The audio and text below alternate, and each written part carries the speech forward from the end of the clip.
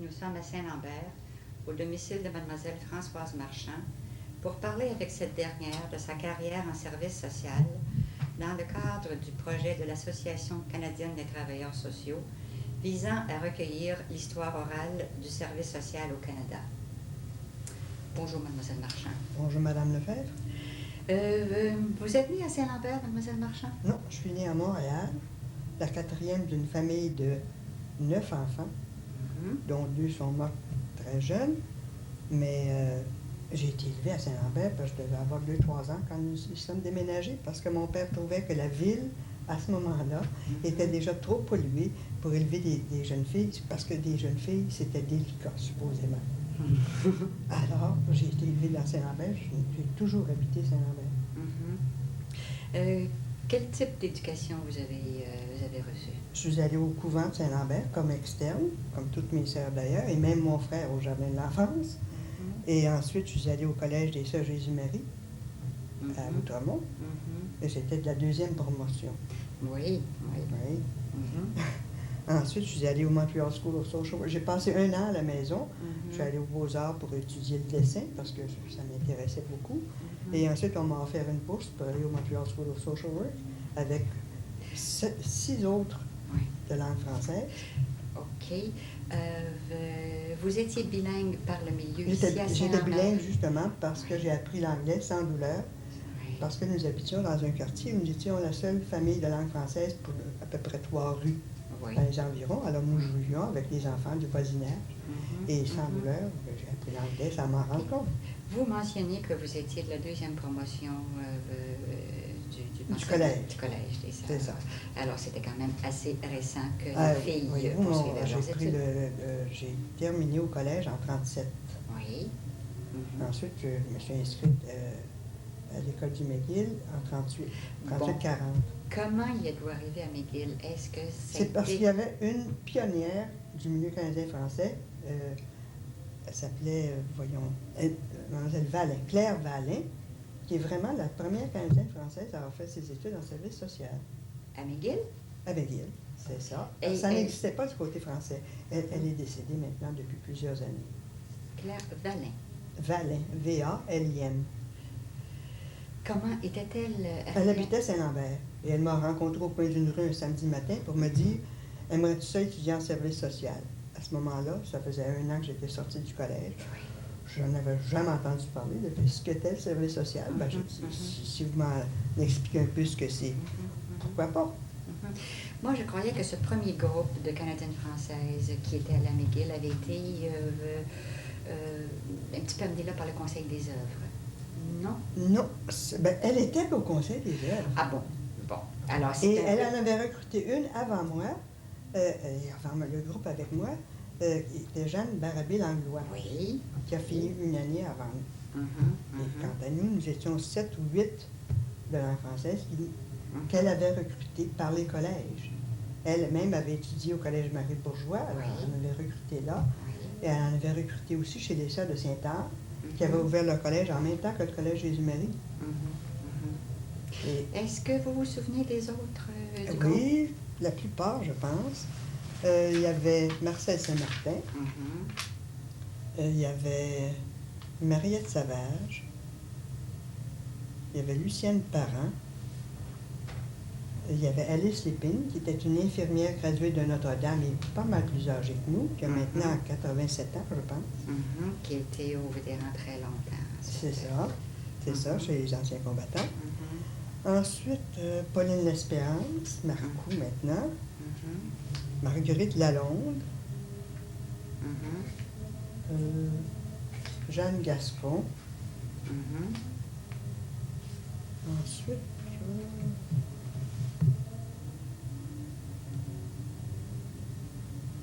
avec vous, ça fait 7, ça, là. Ah, c'est ça. Bon. C'est ça. Il n'y avait aucun homme en service social. Du côté en français, non. C'est-à-dire du milieu canadien-français. C'est devenu intéressant seulement qu'avec les années. Parce que les postes de commandes se sont ouverts. Oui, et après la démobilisation 45 aussi, à ce moment-là, je pense que oui, c'est ça. Voyez-vous, en même temps que nous avons été recrutés et offert des bourses, les bourses venaient de la Fédération des œuvres de charité canadienne-française, qui voulait justement mettre sur pied une agence de service social professionnel. Et pour cela, elle avait retenu les services d'une Anglaise, Mme Ruth Robertson, qui était la première directrice de la première agence de service social dans la province, le Bureau d'assistance sociale aux familles. La première directrice était Bruce? On disait Ruth Robertson. Oui. Mm-hmm. Est-ce que vous pouvez situer un petit peu vers quelle année, ça? Ça, le BAF a ouvert justement avec Mme Robertson en juin 1938. Oui. Et dès septembre, c'est là que la Fédération a offert des bourses. Mm-hmm. Mais il y avait déjà Jeanne Barabé Langlois qui avait déjà terminé une année complète et qui travaillait toutes les heures libres à part des heures de cours. Mm-hmm. Et c'est la même chose qui nous est arrivé. Nous avons suivi les cours, mais il y avait 12 heures par semaine de cours, mais toutes les heures libres, incluant le samedi matin, nous travaillions plein temps. Gaspard! Mm-hmm. Non, reste tranquille. OK. Quels étaient les cours? Qu'est-ce que c'était la teneur des cours à McGill C'était à ce des moment-là? cours, l'accent était mis sur le casework, l'assistance sociale individuelle. Nous avions des cours sur l'hygiène publique, sur la santé, sur l'histoire du service social, surtout américain, mais canadien, anglais aussi. Qu'est-ce que nous avions? Vous savez, ça remonte à loin, ça fait longtemps que je n'y ai pas pensé aux cours que nous suivions. Pour nommer la directrice du temps, Dorothy King. Votre stage à ce moment-là était au Bureau d'assistance sociale aux familles. Mais nous étions tenus aussi, comme tous les autres étudiants, de faire un stage spécialisé, soit à Montréal ou à l'extérieur. Alors moi, je suis allée au Catholic Children's Aid Society à Toronto pour 2 mois. C'est ça, au printemps 1940, parce que nous graduions à l'automne. Et d'autres sont allés... Le cours était d'1 an à ce moment-là? 2 ans. 2 ans. 2 ans, 38 à 40.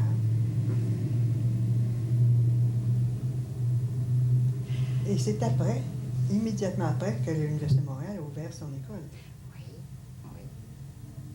OK. Alors, quand vous êtes allé à McGill, ça s'était bien après la fermeture de l'école Blary, l'ouverture. Vous êtes allé vers 38-39. Oui, c'est ça. Okay. De septembre 38 à fin de l'année... Juin 40. C'est ça, 40. C'est ça. Et vous êtes entré comme caseworker. Mais voyez-vous, justement, contrairement aux autres étudiants qui n'avaient qu'un nombre fixe d'heures à fournir pour le stage pratique, nous, toutes nos heures libres, nous les donnions et nous étions payés pour les premiers mois à 15 $ par mois, ce qui acquittait nos cours. C'était ça, la bourse. Et nos dépenses de transport, évidemment. L'agence commençait, c'était une agence, dès le début, polyvalente. C'est-à-dire que nous nous adressions aux familles, aux personnes seules, aux personnes âgées, aux enfants, aux mères célibataires. Du service social polyvalent.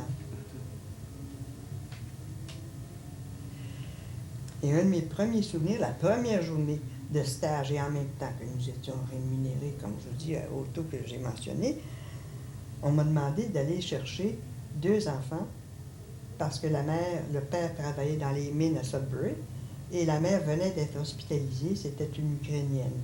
Et il y avait 2 enfants dont les voisins s'occupaient pour la journée.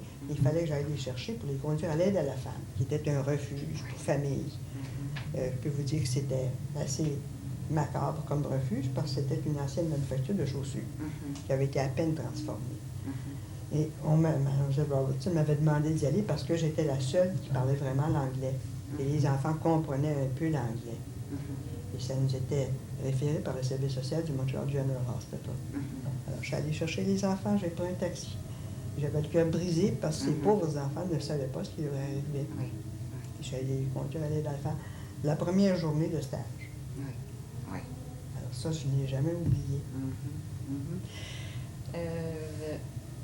À ce moment-là, l'agence familiale s'appelait le Bureau d'assistance sociale aux familles. Le Bureau d'assistance aux familles. Ah bon? C'était un an après qu'on a fait ajouter le mot social parce que le Saint-Vincent-de-Paul croyaient que nous étions là pour les faire disparaître.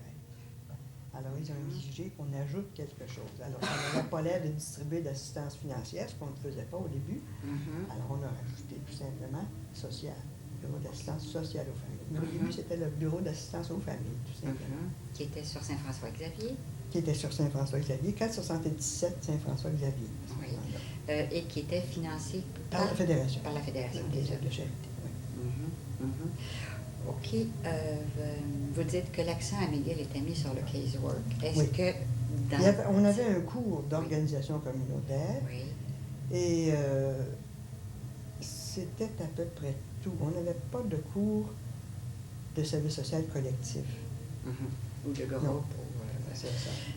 Dans le type de famille, de problèmes que vous rencontriez, est-ce qu'il était facile de faire du casework aussi, comme votre première expérience de placement, là, c'était de soulager des urgences? C'était assez facile, mais voyez-vous, c'était la fin de la crise, en 1938. Oui. Alors, beaucoup de familles recevaient ce qui s'appelait dans le temps le secours direct. Secours direct. Alors, beaucoup avaient des ennuis financiers, alors il fallait essayer de les aider à démêler tout ça. On ne leur donnait pas nous-mêmes d'assistance, sauf occasionnellement, on pouvait les dépanner en attendant d'obtenir des réponses ailleurs. Mais en fait, ce n'était pas d'abord et avant tout notre rôle. Non, on avait dès le départ des mères célibataires, on avait des familles en difficulté, qui sont des mésententes familiales, des abandons par le mari, des enfants négligés. On avait de tout, de tout. Est-ce que, en tant que jeune professionnel et célibataire, vous avez la difficulté à vous faire accepter par les familles? Non. Pas du tout. Pas du tout. Non. Parce que profession... les gens sentaient qu'on voulait essayer, avec eux, de trouver des solutions à leurs difficultés. Alors, jamais. Non, jamais. Parce que la profession n'était pas connue non plus. Non. Ben non. Et puis, ils étaient habitués probablement à l'occasion à des visites de bénévoles. Oui. Puis à des visites de la Saint-Vincent-de-Paul. Oui. Puis le bien-être social aussi. C'est ça, qui commençait un peu à... Est-ce que l'agence sociale n'a pas, pendant un certain temps, distribué? Pendant plusieurs années, oui. C'était assez tôt. Voyez-vous, justement, le placement des deux enfants dont je vous ai parlé, très tôt après ça, on nous a demandé de s'occuper aussi de placer des enfants à titre temporaire, évidemment, parce que l'adoption, on en faisait pas, c'était la société d'adoption. C'était sous l'abbé Lacombe à ce moment-là. Mais alors, on a commencé déjà à faire du placement d'enfants et on a aussi commencé à développer un service d'aide ménagère pour éviter des placements d'enfants. Et à Toronto, j'avais visité l'agence qui était une agence spécialisée d'aide familiale. Qui n'existait pas. C'est ça. Alors, on a développé à l'intérieur de l'agence, au lieu d'en faire une agence séparée, un service d'aide familiale. Alors, on faisait du placement d'enfants, mais aussi, graduellement, on a développé des aides familiales. Le placement d'enfants, quelles étaient les ressources? Les pensionnats existants? Quand c'était des enfants d'âge scolaire, au début, on trouvait un endroit dans ce qui s'appelait dans le temps les orphelinats. Ou bien non, même dans des collèges privés ou des institutions privées qui acceptaient de les prendre à peu près gratuitement s'ils n'étaient pas reconnus eux-mêmes d'assistance publique. Non, mais ça a été très tôt qu'on s'est fait reconnaître d'assistance publique à cause des placements d'enfants. Alors, les tout-petits, on a, dès le départ, recruté des foyers nourriciers. C'était un peu connu par l'œuvre Grancher, les foyers nourriciers. L'œuvre Grancher, ça s'occupait du placement des enfants qui avaient été exposés à des parents tuberculeux pour prévenir la tuberculose chez les enfants. Alors, c'était pas complètement inconnu, même si les enfants étaient surtout placés dans la région de Châteauguay et à Saint-Vincent-de-Paul. Et alors, on a commencé graduellement à faire du placement d'enfants, à recruter des foyers nourriciers pour faire du placement d'enfants. Surtout pour les tout-petits. Qui était la responsabilité totale de l'agence familiale à ce moment-là. Oui. Tant au point de vue paiement de pension que c'est surveillance des fois. C'est là qu'en fait, on s'est fait offert de devenir reconnu d'assistance publique comme institution sans mur. Parce qu'on employait exactement les mêmes formulaires que pour l'entrée dans une institution. Alors, c'était d'après la loi d'assistance publique qui existait depuis 1921 et qui n'avait pas été changée. Alors, on avait les mêmes formulaires, c'était marqué demande d'hospitalisation pour ci ou ça par telle institution, mais l'institution, c'était nous. Alors, ils nous appelaient dans les comptes qu'on leur présentait, institution sans mur. Et l'agence familiale a assumé ce travail-là pendant très longtemps. Pendant très longtemps, oui. Tellement que lorsque les problèmes d'assistance financière se sont présentés, ils ont accepté qu'on l'étende au placement d'enfants dans leur propre famille. Oui. Sans faire de changement à la loi, mais on pouvait aider des enfants, donc par un père diem, à rester dans leur propre famille en aidant, par ces montants-là, à ce que les parents les gardent. Parce qu'on trouvait ça ridicule de faire des placements d'enfants parce qu'on pouvait être payé. Oui. Et alors on nous a fait très bien, mais aidez-les chez eux. Et je pense que les parents s'étaient un petit peu rendus compte que quand on n'arrivait Oui. plus dans le budget, si on faisait placer un enfant, Ben oui, ça ça aidait est sur soulageant, bien sûr. Oui. Et, Alors, puis, beaucoup regrettaient que leurs C'est ça. petits soient placés. Tu sais. Pour les plus vieux, ça, ils étaient habitués. Hein. Ils connaissaient ça, les institutions, les orphelinats. Ils se disaient, ben, les enfants vont être instruits, tandis que nous autres, on ne pourra pas les envoyer à l'école parce qu'on ne pourra pas les habiller convenablement, comme tous les autres. Mais pour les petits, là, ils trouvaient ça dur. Et puis aussi, on avait les bébés, des mères célibataires qui gardaient leurs bébés. Alors, il fallait aussi les placer en foyer nourricier, des tout petits. Je suis déjà allée sortir des enfants de la crèche de Diouville, qui existait dans le temps, à Côte-de-Liesse. Et la bonne sœur m'avait dit, mais vous allez vider nos crèches éventuellement? Mais j'ai fait dire, oui, ma soeur. Pourquoi pas? Oui, mais elle dit, vous trouverez une autre vocation. Oui, mais elle dit, on en a bien soin. Mais j'ai dit, oui, ce sont des petites filles de 14-15 ans qui en ont soin, dans le fond. Oui. Mais j'ai dit, ma soeur, quand le bon Dieu a mis les humains sur la terre, là, qu'est-ce qu'il a créé? Des sœurs et des frères? Ah ben, elle dit non. Un homme et une femme qui ont eu des enfants, qui étaient des parents. Oui. Bon, ben, j'ai dit alors, c'est ça. Quand la famille ne peut pas avoir soin de leurs propres enfants, vous ne trouvez pas que ça n'a plus de bon sens de leur trouver une famille substitut? Ah, ben là, elle ne pouvait plus rien dire. Oui, c'est vrai. J'ai dit, vous avez été élevé par vos parents? Ben oui. C'est ça qui était normal? Ah, oui. Eh bien alors, c'est ça. On cherche ce qui est le plus normal possible pour des enfants. Je ne sais pas si je l'avais converti, mais là, elle a compris qu'on ne cherchait pas comme premier but à vider les institutions. Mais que ça pourrait bien être un des effets, par exemple. Surtout pour les tout petits, ceux en bas de 6 ans. Oui, je pense qu'il y avait un petit peu ils ont pensé ça, de divergence d'opinion à ce moment-là. Mais surtout parce que jusqu'à maintenant, la plupart de la charité, disons, puis pas pris juste au point de vue argent, mais de secours, d'assistance, de bons conseils, était dispensée par les autres religieux. Alors pour eux, ils sentaient que nous arrivions comme si c'était des rivaux. Oui. Et je pense que graduellement, ils ont compris qu'on n'était pas là, qu'on c'était pour ajouter à des services déjà existants. Mais il y a eu certaines difficultés. Bon. Oui, c'était des craintes de leur part. Des Mais craintes plus ils que- nous ont connus, Oui. ils ont commencé à nous référer même des cas, eux-mêmes. Parce qu'ils sentaient bien que ça dépassait leurs compétences. Et ils ne connaissaient pas les ressources, en fait, auxquelles on s'efforçait, nous, de faire appel pour le mieux-être des familles et de garder les familles ensemble le plus possible. Parce que ça avait toujours un rôle de l'Église. Hein. Alors, c'est pas l'Église comme telle, là, parce que c'est bien général, ça, l'Église, parce que nous autres aussi, nous en faisions partie de l'Église. Oui. Bon. Mais des communautés religieuses, ce sont elles qui ont pensé qu'on était là pour les faire disparaître. OK, je pense que la peur venait que le service social était surtout américain. Oui, mais ça, vous ne le savez pas tellement. Ben, il n'y a pas un groupe de prêtres qui était allé à l'Université de Ah Washington? oui, bien sûr, bien Bon, sûr. pour- L'abbé Desmarais Bon. est allé, l'abbé Governor aussi. Ah oui? Ah oui, Bon, il est je savais allé pas étudier à la qu'il, Catholic University, Bon, bien sûr. mais c'était pour se renseigner sur ce mouvement qui trouvait, je pense, très correct et très scientifique bien et tout sûr, ça. bien Et sûr. pour lui donner une petite Oui, coloration catholique, c'est ça, et, c'est ça. de façon à ce qu'on puisse sauver les corps mais les âmes avec. C'est ça. Parce Bon. que l'abbé Desmarais a été nommé directeur du Conseil des œuvres dès son retour de Washington.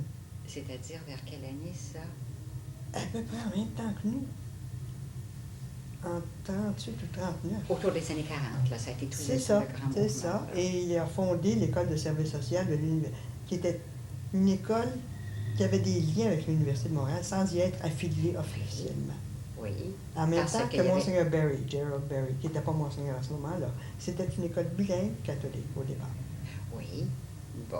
Ah, Qui n'était avec pas la- affilié à l'université à Non, cause c'était de... une école c'est-à-dire privée, mais acceptée comme telle par l'Université de Montréal, mais qui ne pouvait pas décerner des maîtrises les premières années. Bon, est-ce que Mais c'est... l'affiliation officielle s'est faite en 42. Mhm. Est-ce que c'était à cause de l'école de...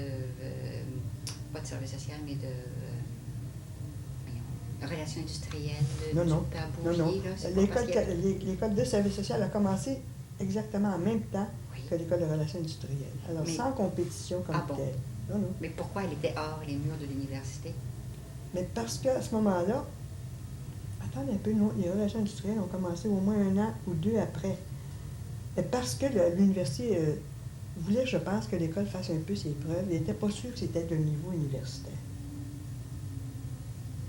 C'est ça. Mhm. Alors, moi, je sais que j'ai donné des cours de 42.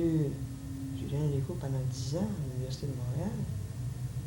En 42, c'était en voie d'affiliation, mais les cours se donnaient dans les locaux de l'École des hautes études. Oui. Et Sur ensuite... Saint-André, Sherbrooke. non, non, Carré-Vigée. Ah bon? Carré-Vigée. L'ancien immeuble est là, d'ailleurs, des hautes études. Mhm. Mais c'était là que j'allais donner des cours. Et ensuite, ils ont loué des locaux à la Société d'adoption qui venait d'allonger son C'est immeuble ça, par auprès de l'arrière. Saint-André, Sherbrooke. C'est ça, c'est ça. Alors, Jusqu'en là, 48, à peu 49. près, c'est ça, c'est Ensuite, ça. c'est lors de ma promotion qu'on est monté à C'est ça. l'université C'est ça, c'est et ça. que le père Guillemette est arrivé comme directeur. C'est ça. OK, alors on me disait que vous êtes entré à le bureau d'assistance aux familles, Famille, qui est devenu c'est le ça. bureau d'assistance Sociale sociale aux aux familles, vers 40, 41. Et on est toujours à peu près dans les mêmes années, là. Oui, oui. À quel rythme le personnel a augmenté? Bien, voyez-vous, de ma Quand, promotion, nous étions 7. Les 7, nous avons été gardés comme employés. Bon. Il y avait déjà D'ailleurs, ça faisait Madame un bon- Barabé-Langlois. Ça faisait un bon noyau. Oui, c'est Bon, ça. et c'est ça. madame, celle qui a commencé, là, Ruth Robertson oui, a été remplacée par Madame Barabé-Langlois 3 ans après l'ouverture du bureau. mhm, mhm. Alors, de 7, ensuite, comment est-ce que vous avez progressé? Oh, ben, chaque année, Oui. on recevait des nouveaux gradués. Mhm. D'abord, celles qui nous ont suivis de façon immédiate, qui était l'année suivante du McGill, Oui. comme Lucien Parent, comme, bon, je ne me rappelle plus des autres, là. Il y a eu vraiment 2 groupes à McGill pendant 2 années de Oui, suite. c'est ça, c'est ça. Mhm. Et ensuite, c'était de l'Université de Montréal, alors on gardait presque tous les gradués. Ils venaient faire leur stage chez nous. Mhm, mhm. Alors, on pouvait les trier, on avait le choix. On pouvait aller voir à l'œuvre. Et Mhm. puis, à mesure que nos fonds augmentaient de la part de la Fédération, Vous étiez toujours financé par la Fédération? toujours, c'est ça. OK, vous dites on avait le choix parce qu'on les voyait travailler. Oui, comme mais il y avait- stagiaires. Oui, mais il n'y avait pas d'autres possibilités d'emploi pour elle? Ben, ils pouvaient, oui, faire des stages. D'ailleurs, leurs stages spécialisés, ils les faisaient par exemple au Royal Vic Oui. ou dans un autre hôpital anglais.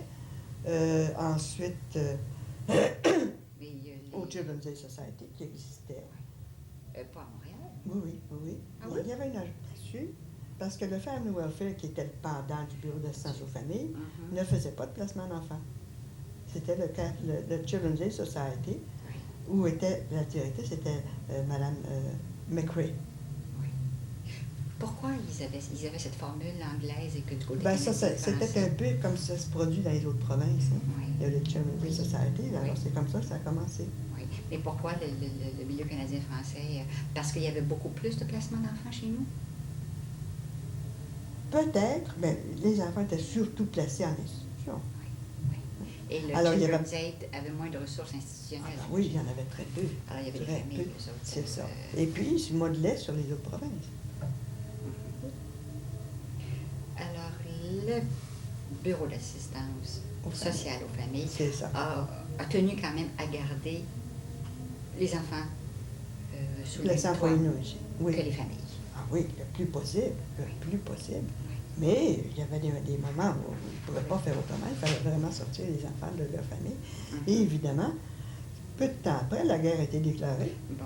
Et les problèmes financiers de beaucoup de familles ont été réglés parce que le père étant enrôlé, parce que je vous assure qu'il y a beaucoup de chômeurs qui se sont enrôlés, pas par dévouement pour la patrie, mais parce que là, ça leur donnait un emploi. C'est ça. Et ils versaient une partie de leur solde à leur famille. Oui. Et là, le fédéral ajoutait un montant selon le nombre d'enfants, selon le nombre de dépendants.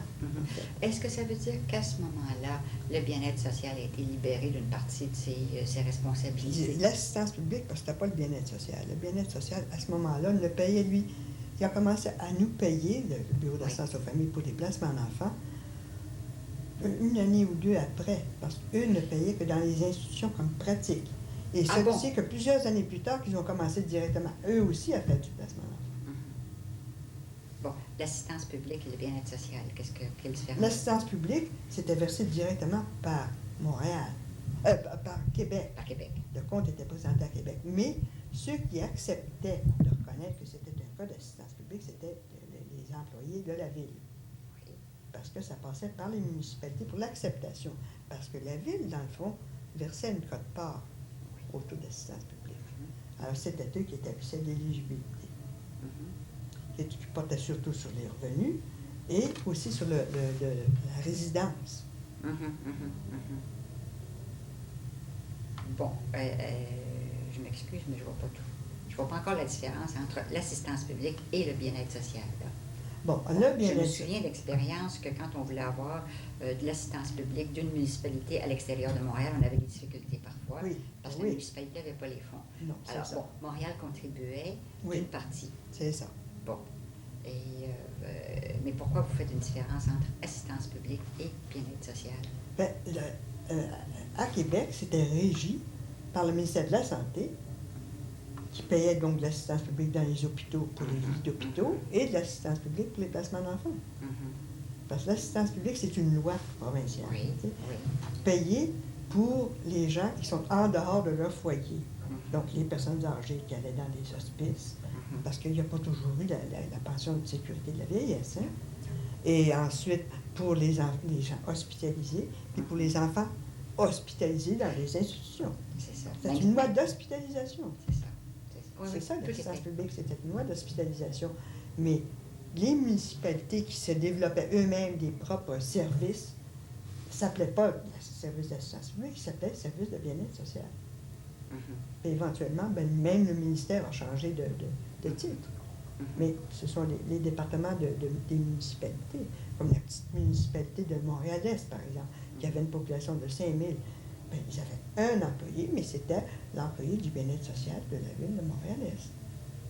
À Verdun, ils avaient un plus gros service, évidemment, parce que c'était plus gros, mais ça s'est développé plus lentement. Et à la ville de Montréal, qu'est-ce que tu veux, ils avaient le gros de la population. Alors, bon. C'était M. Dansereau dans le temps, quand j'ai commencé, moi. Ensuite, c'est devenu M. Saint-Amand, qui a été le surintendant. Et puis maintenant, ben, c'est Jean Séguin, qui est le directeur du service du bien-être social de la ville. De quelle façon la guerre a affecté les familles? Parce que les familles ont reçu des allocations. Oui. Alors, au point de vue financier, là, ils avaient beaucoup moins d'ennuis. Et peu de temps après, ils pouvaient faire appel à des allocations supplémentaires pour des raisons particulières à une famille. Parce que même l'allocation supplémentaire attachée à la solde du militaire ne suffisait pas. Mais à ce moment-là, ils ont créé un bureau, dont Mme Woodford a été, pour la région de Montréal, a été la directrice. Et elle devient Mathieu. Justement, c'est une de celles qui est venue au bureau d'assistance aux familles. Il nous a quittés pour aller... Je ne me rappelais plus comment ils appelaient ça, mais en tout cas, c'était pour les allocations supplémentaires des militaires. Alors ça apportait des revenus qui faisaient que les familles, financièrement, alors qu'il y avait un militaire dans la famille, ou même les parents des militaires dont le fils était le support, légalement, si vous voulez, eh bien, ils n'avaient plus tellement l'inquiétude. Est-ce que ça fait une diminution dans votre population? Ça fait une diminution de secours à donner ou à obtenir pour eux, excepté que ça, graduellement, on commençait à être connus. Alors, les cas qui nous étaient référés étaient des cas de discorde marital, de demande de placement d'enfants, de mères célibataires, au point qu'on a prêté, à un moment donné, une de nos travailleuses sociales à l'hôpital de la Miséricorde. Parce qu'il y avait une recrudescence à ce moment-là? C'est-à-dire que oui, mais aussi parce que les religieuses commençaient à voir qu'on recevait des mères célibataires qui gardaient leurs enfants au bureau, et graduellement, ils ont pensé de faire étudier leurs sœurs en service social, mais en attendant, puis pour les aider à développer leur service, ils nous ont demandé notre concours. Parce que le fait de vouloir garder son enfant était très nouveau. Bien sûr, bien sûr. Ou bien non, ils avaient, je ne me rappelle pas, c'était une question de mois, je pense, au début, je pense que c'était 6 mois, pour revenir sur leur décision d'abandonner leur enfant ou de le garder. Il y avait une certaine pression aussi, je pense. Ça. Ah ben oui, mais de la part des familles aussi, hein. Il y avait une pression pour que la fille abandonne le bébé, parce que c'était considéré comme un déshonneur. C'est ça. Et bon, d'un côté, je pense qu'on ne peut pas blâmer les autorités de précipiter la décision un petit peu, de façon à ce que ces enfants-là soient en disponibilité d'adoption. C'est ça. Ce qui était ce qui n'était pas très, très fréquent à ce moment-là, parce qu'il y avait beaucoup d'enfants dans les crèches. Et il ne se faisait pas de publicité à ce moment-là. Voyez-vous, ça prenait 1 an sans visite aucune de la part de la mère, sans contact pour pouvoir considérer que l'enfant était abandonné.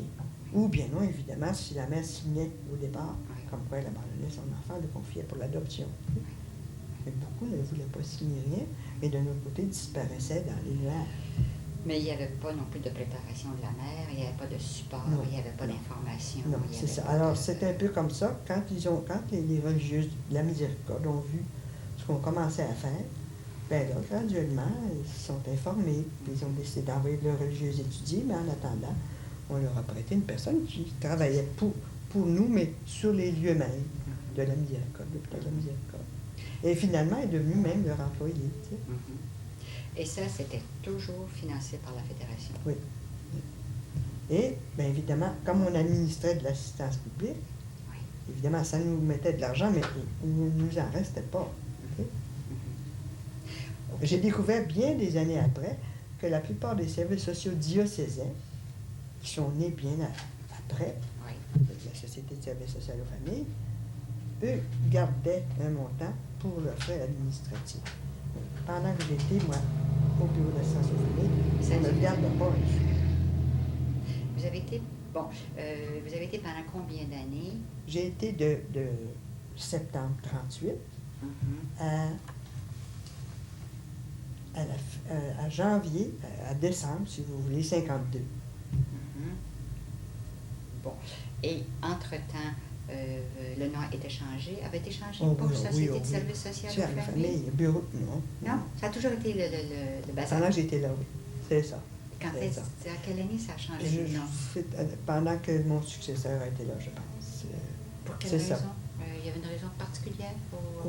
Je ne me suis jamais informé. Bon. Ça a changé. Parce que le bureau d'assistance sociale aux familles ou société... Vous voulez peut-être l'identifier plus clairement que c'était une agence de services sociaux professionnels. C'est possible. Société de services sociaux aux familles. C'est pas à cause de la façon dont c'était administré à ce moment-là? Je ne crois pas. Comment mais en fait, je ne sais pas. Il faudrait que vous demandiez à Everest Choquette. Moi, franchement, je ne sais pas. Il n'y avait pas de raison particulière que vous voyez. Non. Comment était administrée cette agence qui devait progresser quand même assez rapidement? Il y avait un conseil d'administration, évidemment, parce que c'était incorporé en dessus de la loi des compagnies, sans but lucratif, la troisième partie. OK. Dès le départ. OK. Donc, faisait partie évidemment de la Fédération? Pas officiellement, non. C'était une œuvre autonome, comme sa charte d'ailleurs. Sauf que très souvent, on avait sur le conseil d'administration soit un ancien membre du conseil d'administration de la fédération, ou quelqu'un que eux connaissaient bien. Tu sais, par exemple, on a eu plusieurs années M. Faneuf, qui avait siégé à la Fédération des œuvres. Et j'ai trouvé ça bien comique, mais au bout de 3-4 mois, il était devenu membre du conseil d'administration du conseil des œuvres. Alors, je l'ai connu à ce moment-là, plutôt qu'au moment où il siégeait à la Fédération, pour nous autres. Alors, il me regarde, mais après quelques réunions, il me dit, savez-vous, c'était pas le portrait que j'avais de vous quand je siégeais à la Fédération des œuvres. J'ai dit non. Elle dit non, c'était pas le portrait qu'on avait de vous. Puis j'ai dit, d'après moi, je n'ai pas changé, alors on me représentait mal. Et vous faisiez un vilain portrait. Oui. Comme quoi j'exigeais des choses et puis que je menais mon affaire à ma tête. Ben, c'était le conseil d'administration qui décidait des grandes lignes. Mais quand j'étais directrice, puis j'ai remplacé Mme Langlois à plusieurs reprises parce que c'est elle qui m'a précédée comme directrice. Mais c'était pendant la guerre, puis son mari était dans l'aviation, et puis elle a eu des enfants. Alors, à chaque fois qu'elle avait des enfants, ben moi, j'étais son adjointe, et puis ben, je la remplaçais. Alors, même si j'ai été directrice de 45 à 50, fin de 52, avant ça, je l'avais remplacée à plusieurs reprises. OK, que vous faisiez toujours à votre tête, je pense que c'était peut-être exagéré. C'est pas mal exagéré. Que vous mettiez ben je vos défendais mes exigences. idées. Oui, c'est bien sûr, c'est bien sûr. Mais pas des affaires de confrontation ou rien comme ça, jamais de la vie. Mais non, parce que c'est pas comme ça que tu fais avancer les choses. Mais est-ce que c'était difficile de faire avancer la carrière professionnelle? Est-ce que c'était difficile de faire respecter certaines normes Non. au point de vue du nombre d'employés? Non. Et on vous laissait la liberté d'agir à votre guise? C'était Mme Langlois avant moi, puis moi après. Jamais ils se sont immiscés dans le choix du personnel. Jamais. Le conseil d'administration. Non jamais. plus que dans la vocation que vous vouliez donner. Non, ils se sont inquiétés à un moment donné, alors que les montants que nous administrions grossissaient. Oui. Et ça, à ce moment-là, moi, j'ai eu... Justement, c'était un peu sur cette question-là que j'ai quitté l'agence. Parce que je trouvais que c'était injuste que ce soit la Fédération, l'université, les fonds pour administrer des fonds publics. Je trouvais que c'était, en fait, une aberration que la province devait nous payer pour les frais encourus. Et ce qui faisait que tout l'argent qui nous venait de la Fédération était employé à payer du personnel qui consacrait 90% de son temps à ça. Administrer les fonds. Oui, alors elle fait moins de ce que j'appelais du service social. Ça les formules. Ben oui, c'est ça. Moi, je trouvais que ça n'avait aucun bon sens. Dans les autres agences, dans les agences anglaises, est-ce que c'était à peu près le même système aussi? Oui, ils administraient l'assistance publique. Je pense qu'ils l'ont administré pour leur placement d'enfants avant nous. D'abord, ils existaient bien avant nous, parce qu'eux n'avaient pas d'institution. Alors, quand ils ont commencé à faire du placement d'enfants, évidemment, ils ont été reconnus à ce moment-là pour le placement d'enfants. C'est pour ça que ça n'a pas été difficile pour le bureau d'obtenir la même reconnaissance. C'est ça. Est-ce que vous vous échangiez avec les... Ah oui, ils étaient très sportifs. D'abord, moi, j'en connaissais plusieurs, et plusieurs de mes compagnes aussi, parce que nous avions étudié en anglais. Alors, le Family Welfare, le Catholic Welfare Bureau, on a toujours plus de difficultés avec le Catholic Welfare Bureau, mais avec le Family Service Association, on n'a pas de problème, pas du tout. Pourquoi le Catholic Welfare qui était... J'étais supposé être plus catholique que nous, je pense bien, et puis c'était un prêtre qui avait toujours été directeur. Il était directeur de leur fédération catholique et en même temps directeur de l'agence. Alors, Father Ambrose, lui, il n'aimait pas ça partager.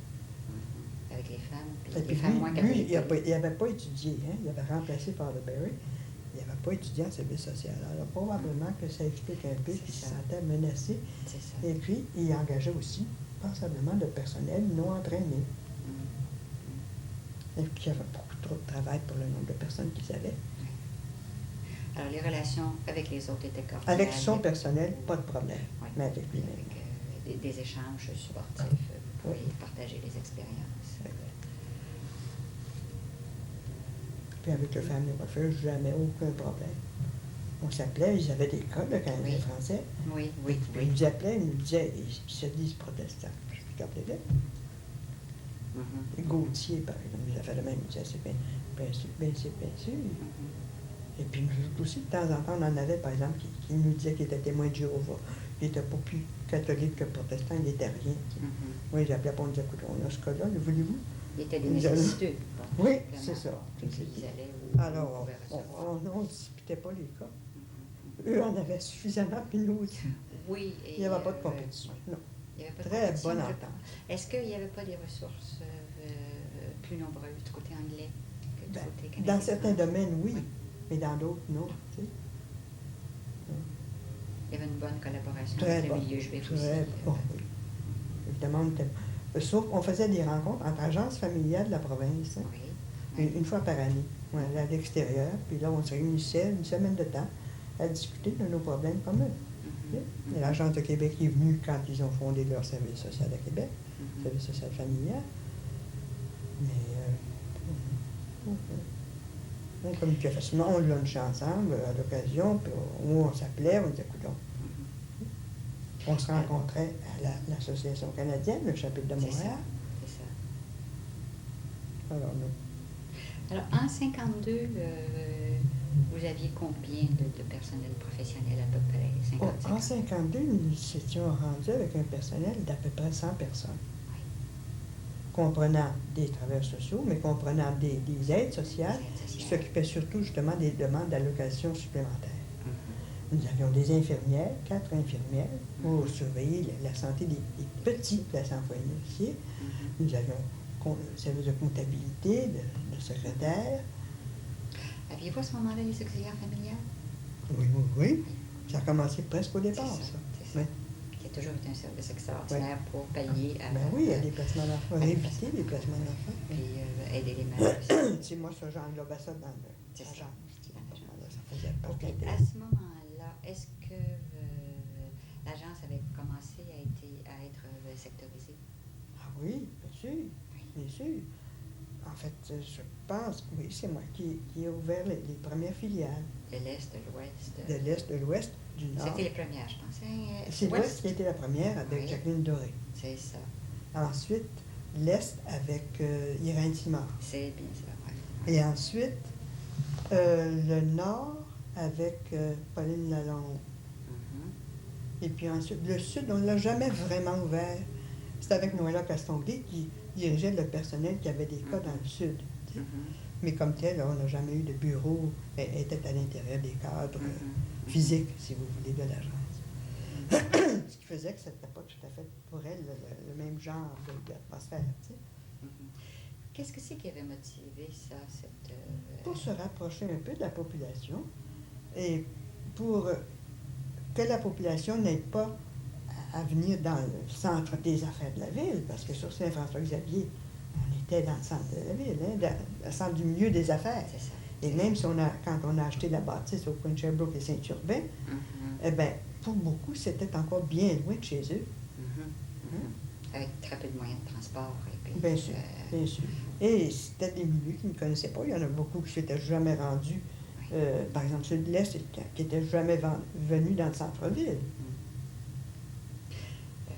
Alors, c'était pour, et pour permettre au personnel aussi de mieux connaître les ressources des quartiers. Et aussi, quand on allait visiter les familles, si on partait du Ben secteur, oui, ça faisait ça- beaucoup moins loin. Beaucoup moins de perte de temps, bien sûr. Quand est-ce que l'agence a déménagé de Saint-François-Xavier à Saint-Urbain? Attendez un peu. Je pense que C'était c'est en avant que vous 51. Oui, C'est avant que vous avant. partiez, ça. Oui. Ah, vous avez travaillé comme directrice Oui. sur Oui. Saint-Urbain. Oui.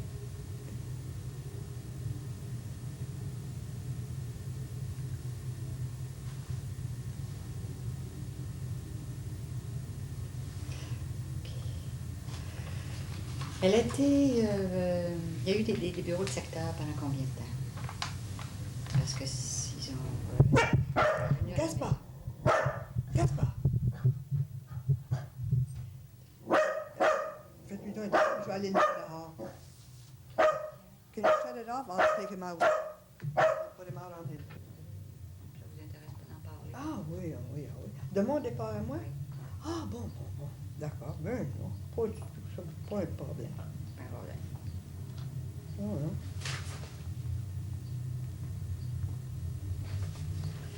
OK, à la fin, Gaspard nous a interrompus. Là, on parlait que vous êtes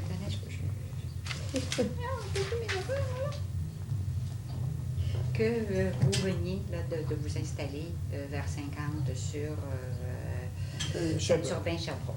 Oui, c'est ça. C'était agréable, c'est une belle maison, ça. Ah oui, c'était une belle vieille maison.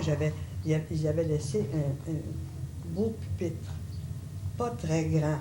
C'était le seul inconvénient. Mais tout travaillé. Tu sais, le bois tout travaillé. Oui, oui. Je le trouvais tellement beau que je l'ai gardé dans le bureau. Bon. Ça me prenait un classeur, ce dont j'avais jamais eu besoin. Alors, mais c'était vraiment un beau bureau, tu sais. Un vieux meuble, tu sais. Directorial. C'est ça. Vous avez quitté pas longtemps après. J'ai quitté en décembre 52, un peu justement à la suite de mon refus, dans le fond, de continuer à administrer, parce qu'on était rendu à administrer 1 million par année d'assistance publique. Moi, je trouvais ça effrayant de penser que c'était de l'argent recueilli par une campagne de souscription de la Fédération des œuvres de charité pour payer pour l'administration de fonds publics. Alors, on a eu un certain désaccord et on s'est séparés, accord mutuel. Désaccord avec le conseil d'administration. C'est ça. OK. Et qui, à part de ça, commençait à trouver que pour administrer tant de fonds, que ça prenait un homme. Un bon bras. Un homme.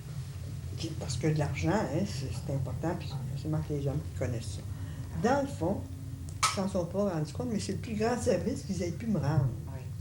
Parce que je serais morte à la tâche, probablement. Mm-hmm. Hein?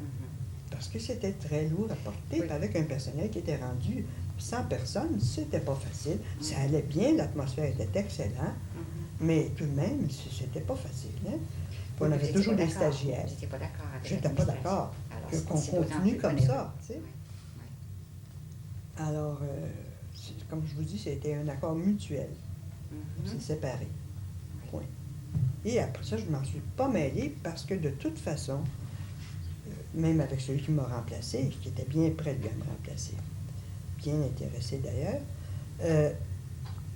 je me rappelais que quand j'avais remplacé Mme Langlois, elle était restée sur le conseil d'administration. Puis elle voulait toujours me protéger. Puis je peux vous dire que moi, ça m'exaspérait. Ça m'exaspérait. Je comprenais bien, elle voulait bien faire, tu sais, elle voulait... bon, mais vraiment, là... Alors, vous n'avez pas voulu faire la même erreur. Non, j'ai justement, c'est ça. Puis quand j'ai quitté le Forum des citoyens âgés, là, récemment, c'est-à-dire il y a 3 ans et demi, je me suis abstenu complètement d'y aller pendant 2 ans. Oui. Couper les ponts, puis repartir à neuf. Puis laisser à la personne qui vous remplace complètement le loisir de changer tout ce qu'elle voudra. Parce que si tu restes sur le conseil d'administration, tu as l'impression que tu ne peux pas faire autrement que de regarder. Moi, j'aurais pu même m'en détacher complètement du quotidien. Mais je trouve que la personne qui est là en poste peut penser que l'autre la surveille un peu. Et puis, il sera peut-être contre des innovations. Puis en fait, une œuvre qui veut être à la page, elle doit changer avec les années. Hein? Elle doit s'adapter constamment aux besoins parce que la société change. Puis les besoins aussi changent. Alors... à ce moment-là... là, j'ai pris un genre d'année sabbatique parce que je suis allée travailler à l'Institut national canadien pour les aveugles pour 1 an. Oui. Pour développer leur service social. Oui. Et puis là, la citoyenneté canadienne m'a rejoint. OK. Oui. Voyons. Les aveugles de la société... Canadienne. L'Institut national canadien pour les aveugles. Oui. Vous avez aidé à établir vos services sociaux dans la section française ou dans la section anglaise? Bilingue, c'était bilingue. Ça a toujours été bilingue. Ça a toujours été bilingue. Oui. Parce qu'on connaît tellement plus aussi NIB que... C'est ça. INCA. Non, ça a toujours été bilingue. Ah, vous avez travaillé pour 1 an. Pour 1 an. Et ça. c'était considéré ça comme une année de vacances. Oui. Oui, d'abord, il y avait d'autres services. Hein. Moi, j'étais juste... je dirigeais un petit service, puis j'avais un employé, puis une secrétaire. Mais à l'intérieur d'un cadre plus grand, il y avait entre autres, par des bénévoles, un vestiaire, mais il y avait le service d'éducation des aveugles à domicile. donc des institutrices, qui allaient à domicile montrer aux aveugles comment se tirer d'affaire dans leur maison, tu sais, comment faire la cuisine, comment pas se brûler, comment marcher sur la rue avec leur bâton, leur canne blanche. Il y avait ceux qui les entraînaient aussi à avoir des chiens guides. Il y avait aussi ceux qui transcrivaient la musique en braille. Et puis, en fait, tu fais des services de ce genre-là, tu sais. Quelle était la vocation du service social par rapport Oh, ben, je vais vous dire, le directeur ne savait pas trop ce que c'était. C'était un garçon très moyen. Il est mort maintenant, pauvre homme. Mais il était même médiocre, tu sais, comme intelligence. Mais il ne se mêlait pas du tout de rien, puis il me faisait confiance aveugle. Heureusement que j'étais honnête, parce que j'aurais fait ça de folie. Tu sais, pas eu... Et qu'est-ce que vous avez essayé, vous, d'établir? Bien, j'ai essayé justement de montrer, tu sais, que... Mais tranquillement, parce que c'était tout du vieux personnel et presque tous des aveugles. Sauf le directeur n'était pas aveugle, mais celui qui l'a remplacé était aveugle, puis celui qui l'avait précédé était aveugle. Alors, c'est un petit peu craintif. C'est ça, tu sais, et puis professionnel, là. Mais non, moi je m'entendais aussi bien avec la téléphone. Professionnelle et voyante, c'est-à-dire quelqu'un totalement de l'extérieur. C'est ça. Mais non, j'ai été très heureuse, là, puis j'ai découvert évidemment tout un monde. Puis je me disais, mon Dieu, je les trouvais d'une patience, parce que jamais ils ne se révoltaient. J'en avais même une qui était totalement aveugle de naissance et qui peignait. Ça, par exemple, je n'ai jamais compris exactement. Je lui demandais, mais je ne me rappelle plus son nom, là. Mais comment vous imaginez-vous les couleurs? Alors, elle m'écrivait ça, tu sais. Les couleurs, en tout cas. Elle prenait plaisir à ça, je l'ai encouragée. Est-ce que votre rôle était un petit peu de les supporter dans l'acceptation d'un accident, quelque chose comme ça? Les nouveaux, justement, je me rappelle d'être allée en voir un à l'hôpital Notre-Dame. Il travaillait justement au démantèlement des bombes dans l'ancien show de Saint-Paul-l'Ermite, tu sais. Et puis, à un moment donné, eux autres, il ne leur arrivait jamais d'accident. Alors, ils se lançaient les bombes comme un ballon de baseball, tu sais. Mais oui, mais c'est ça, il a échappé, hein. Puis la moitié du nez, les deux yeux, et puis une partie de la mâchoire, et puis une partie des doigts d'une main. Eh bien, je suis allée voir l'hôpital Notre-Dame pour essayer de lui dire qu'il pourrait continuer à vivre. Il était marié, puis il avait 2 enfants. Alors ça, je n'ai pas trouvé ça bien drôle, tu sais, mais essayer de lui faire comprendre que c'était un garçon intelligent, pas très instruit, mais intelligent, tu sais, qui pourrait d'abord apprendre le braille, mais aussi qu'il y avait les livres, tu sais, que tu fais jouer, là, maintenant c'est sur cassette, puis à ce moment-là, c'était sur disque plutôt. Et puis enfin, tu sais, essayer de voir avec lui qu'est-ce qu'il pourrait faire. Mais je te dis que son avenir, il était limité. Il a appris le dactylo. Même avec ses doigts. Oui. Mais tu comprends, c'était ça, hein? C'était une double infirmité, à mon avis. Mais non, il a appris ça. Gaspard, reste tranquille. OK. Après, vous êtes resté 1 an, là. J'ai été 13 mois là. Et là, c'est quelqu'un de la citoyenneté canadienne qui m'a approché pour me demander de faire application pour le poste d'agent de liaison à l'intérieur de la province pour la citoyenneté canadienne, dont le rôle était de faciliter l'intégration des immigrants à la communauté. Dans le Québec, c'est la communauté canadienne française. C'était en 54. Parce que ça, j'ai quitté le bureau d'assistance aux familles en décembre 52. Je suis allée en 53 chez les aveugles jusqu'en mars 54. Il arrive que celui qui m'a rejoint, c'était le directeur à ce moment-là de la citoyenneté canadienne. Non, il n'était pas directeur, c'était Eugène Bussière, le directeur.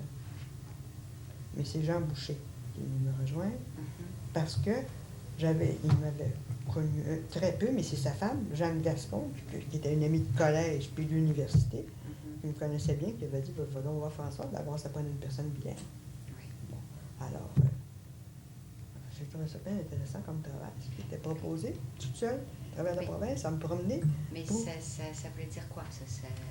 Ben, c'était de travailler avec les groupes ethniques, mais aussi, et moi c'est là que j'ai mis l'accent, parce que celui qui m'avait précédé, c'était un avocat. Et puis, Aldéric Deschamps. Et lui, ce qui l'a intéressé, c'est de travailler avec les groupes ethniques pour se faire il était avocat, hein, pour se faire une clientèle. Alors, il a très peu travaillé avec les groupes canadiens français. Puis moi, je me disais, ben oui, mais c'est bien beau, un immigrant, un nouvel arrivé, lui dit, il faut que tu t'intègres au milieu où tu vis. Bien beau, ça. Mais s'il va frapper à la porte du voisin, puis il dit, ben moi, je voudrais m'intégrer à votre milieu. Le voisin, il va dire, je veux bien, mais comment? Ben, c'est ça, par rapport à ça, me tourne dans tes affaires, puis laisse-moi tranquille. Hein? Alors, moi, j'ai mis l'accent pour travailler avec les groupes de Canadiens français. Toutes les associations canadiennes françaises, les clubs Richelieu, le club Rotary, le Kiwanis, les groupes de femmes qui s'occupaient d'immigrants, Gaspard, qui s'occupaient en principe d'immigrants ou d'autres. Je me rappelle d'être allé, par exemple, à Joliette. Alors là, qu'il y a eu, par exemple, l'invasion des Hongrois. En 56, là? 56, c'est ça. Alors, pour leur dire, mais les Hongrois, là, vous avez demandé d'en recevoir. Alors ça, ces demandes-là, ben, nous étaient envoyées par le sous-ministre en disant, ben, allez donc voir si c'est sérieux leur affaire ou non, s'ils veulent en adopter les Hongrois. Alors, ben, je leur expliquais qu'ils étaient... Ben oui, ils étaient blancs comme eux, ils étaient châtains, ils étaient blonds, puis ils étaient les cheveux noirs, puis tout ce que tu voudras. Mais excepté qu'ils venaient d'un autre pays. Puis, deuxièmement, un autre pays qui était sous un régime socialiste depuis plusieurs années. Alors qu'ils auraient des habitudes auxquelles ils n'étaient pas habitués. Et il faudrait les prendre comme ils étaient. Puis, graduellement, les aider à s'adapter à la vie canadienne. Je dis, plusieurs venaient de petits villages en Hongrie, puis ils n'avaient peut-être pas d'électricité. Alors, il va falloir leur expliquer qu'est-ce que c'est qu'une ampoule électrique, puis et le reste est le reste. La nourriture, ça va les surprendre. Puis ils n'aimeront pas nécessairement ça au départ. Alors, c'était des choses comme ça que j'ai faites à travers la province pour leur expliquer que bien beau d'ouvrir leurs portes. Un peu plus tard, pour les Haïtiens qui arrivaient, c'est-à-dire qu'ils demandaient j'appelais ça des esclaves, moi, mais des immigrés noirs. Ah oui, ils étaient prêts à ouvrir leurs portes pour les avoir comme domestiques. Alors, je me rappelle, à Trois-Rivières, je leur ai demandé, parce que c'était sous le programme sur lequel ils pouvaient être acceptés au Canada. Il fallait que le service d'immigration prouve qu'il y aurait des emplois pour eux, avant que le Canada ouvre ses portes. Ça fait raison d'ailleurs pourquoi les recevoir s'ils crèvent de faim ici, les gens qui viennent crever de faim chez eux au moins. Alors, je me rappelle avoir parlé à un groupe à Trois-Rivières, puis je leur dis, ben, vous avez fait l'application, vous autres, pour recevoir des Noirs. Ah oui, on en veut. Comme domestique surtout. Bon, comme domestique, OK. Mais la domestique, là, elle va vouloir aller au restaurant. Elle va avoir une demi-journée de congé ou une journée de congé par semaine. Ah, ben oui. Alors, vous ne voudrez pas qu'elle sorte avec vos fils? Ah, ben non. Mais au restaurant, on va aller, sa journée de congé. Elle va vouloir se faire des amis. Allez-vous accepter ça, qu'elle fasse des amis avec des Blancs? Qu'elle soit servie au restaurant. Oh ben. Vous savez, c'est des êtres humains, puis surtout, là, ils ne seront plus dans leur pays, puis ils vont avoir besoin de ça. Alors, je leur ai dit, vous savez, pas de demande, moi, je vous le dis tout de suite. Vous n'êtes pas prêts du tout à accepter des gens aussi différents. Vous allez les rendre malheureux, puis vous autres, vous n'en percevez pas, mais vous êtes bourrés de préjugés. Tout ce qu'ils feront, vous allez penser qu'ils ont volé, vous allez penser que c'est eux qui ont brisé telle affaire, vous allez penser qu'il y aura une mère célibataire, vous allez penser que le père, c'était un seul, là.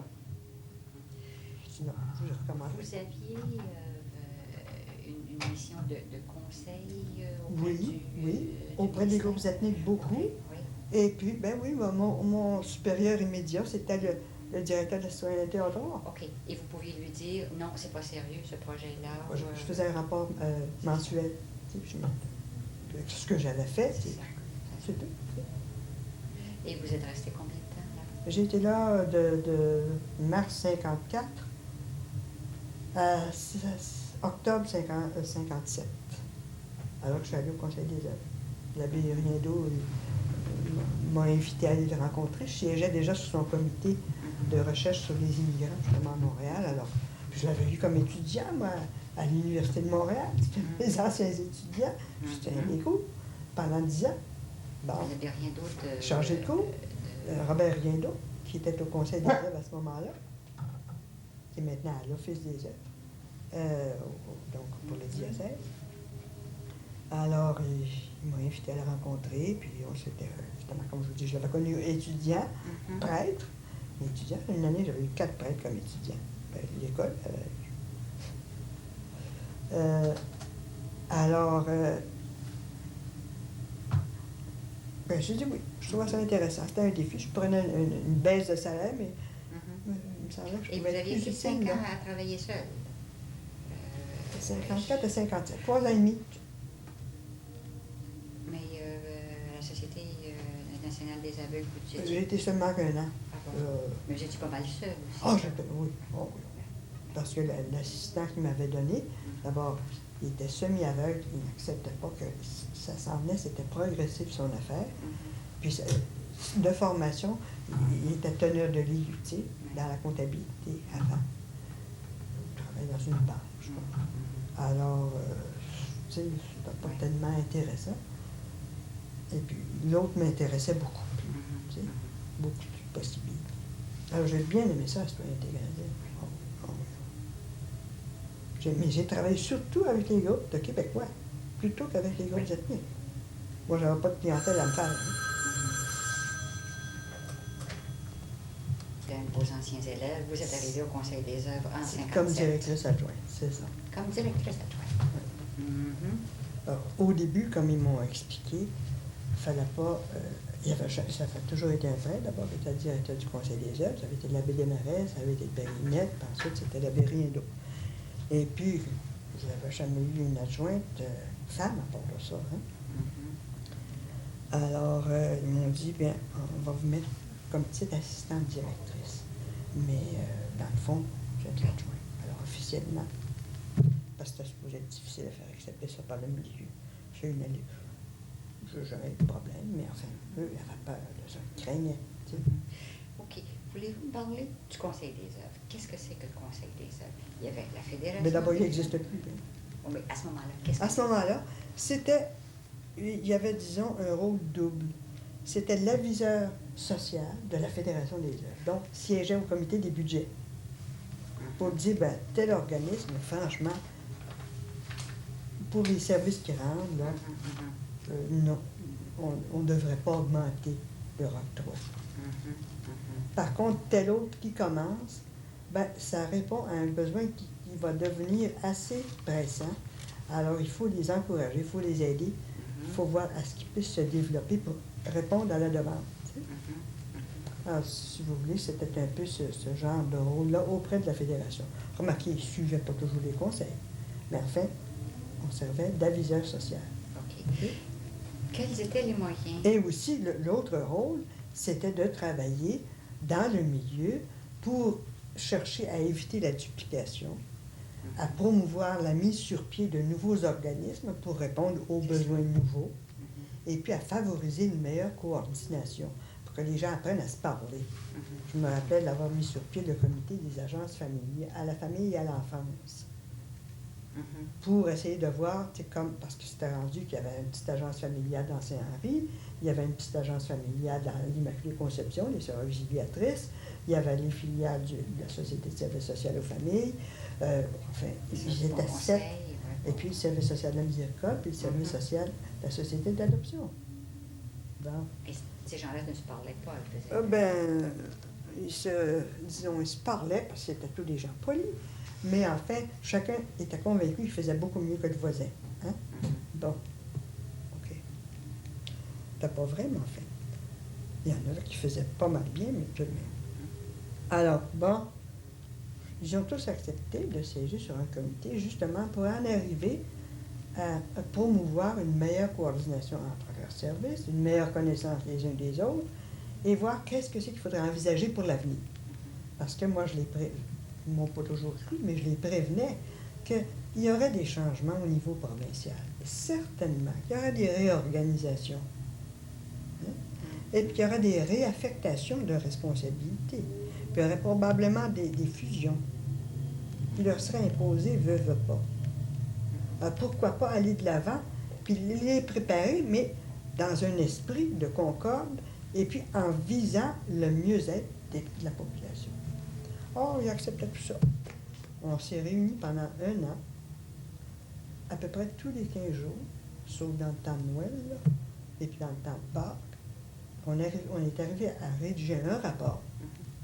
Tout le monde l'a signé, puis tout le monde a dit qu'il l'avait fait accepter par le conseil d'administration.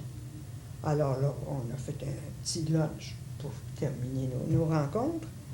Et puis là, en lunch, ils m'ont dit, mais vous savez, on l'accepte, on est d'accord avec ce rapport-là. Mais c'est pas ça qu'on va faire. J'avais envie de les tuer. C'est simple, j'avais envie de les tuer. Mais pourquoi il l'acceptait? Ah ben non, parce que chacun perdait un peu de son autonomie. Hein? Par exemple, moi, j'avais proposé, la plupart employaient le même comptable pour tenir leur comptabilité. Alors, pourquoi pas avoir tout le même système de comptabilité?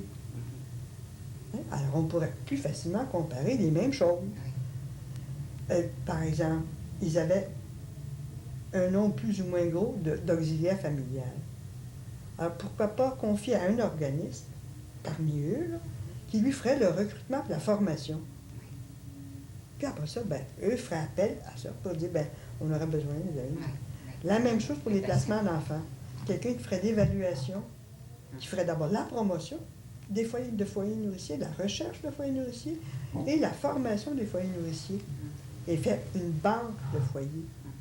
Et, entre autres, ça, c'est toutes des choses qu'on leur avait proposées, puis ils avaient dit, ça a bien du bon sens. Excepté que non, pas pour la pratique. Parce que non, ils perdaient à ce moment-là de leur autonomie. Voyons, puis l'autonomie dans une province comme celle-ci, c'est quelque chose, hein? Ils étaient encore tous financés par la Fédération? La plupart, oui. Et la Fédération n'avait... Il y en avait qui recevaient des octrois du provincial. OK. Mais la Fédération n'avait aucune autorité pour imposer des choses? Ben, ils ne voulaient pas. Hein. Ben, parce que la Fédération, à ce moment-là, n'était pas dynamique puis d'avant-garde. Hein. C'était l'administration de fonds. Oui, c'est ça. Mais, est-ce que c'est du personnel bénévole, la Fédération? Non, ils ont toujours eu du personnel. Ben, du personnel d'abord pour la campagne, parce que ça demande du monde plein temps. Hein. Puis il faut organiser ça pour l'année longue, même s'il y a une période intense là, d'1 mois, ça prend toute l'année. Et non, c'était plutôt du personnel, disons, de comptabilité ou de relations publiques pour interpréter l'affaire et puis tout ça. Les fédérations sont demeurées indépendantes jusqu'à quand, au moment où c'est devenu Centraide? Centraide? Attends un peu, Centraide, ça date de... C'est relativement récent. J'étais encore au Conseil des œuvres. Parce que j'ai participé aux réunions pour favoriser pour favoriser la fusion des 2 conseils, parce qu'il y en existait un du milieu anglais, Montreal Council of Social Agencies. Et j'ai travaillé à faire la fusion. Je l'ai fait d'ailleurs avant de partir. Alors, ça date, mon Dieu, ça paye.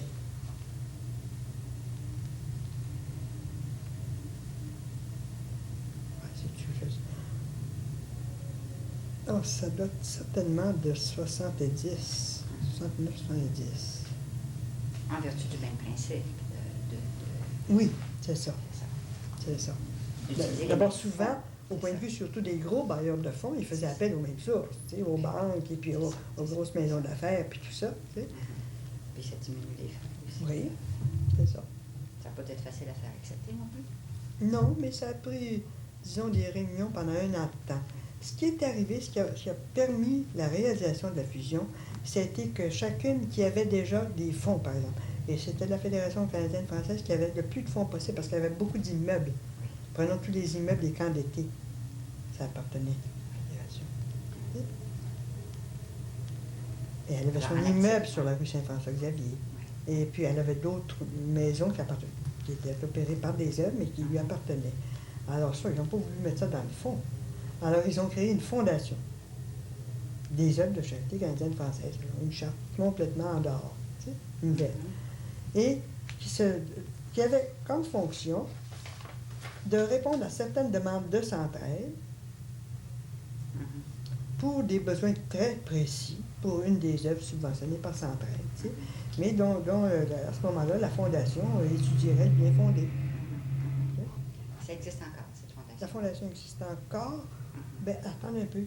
Ils l'ont transformée en fondation Centraide l'année dernière, en se disant que de cette façon-là, ça leur permettrait d'accumuler un fonds, tu sais, puis de thésauriser un peu, puis d'essayer de faire vivre, de suppléer aux besoins de Centraide grâce aux intérêts que ça leur apporterait. Quels étaient les moyens du Conseil des œuvres de se rendre compte quels étaient les besoins de la... Ben, c'est par son personnel qui mettait sur pied des comités en faisant participer tous ceux qui étaient impliqués. Si on a fait, par exemple, une recherche sur les besoins en santé mentale. Oui. Je dis combien au Conseil des œuvres? Combien de... On n'a jamais été un gros personnel.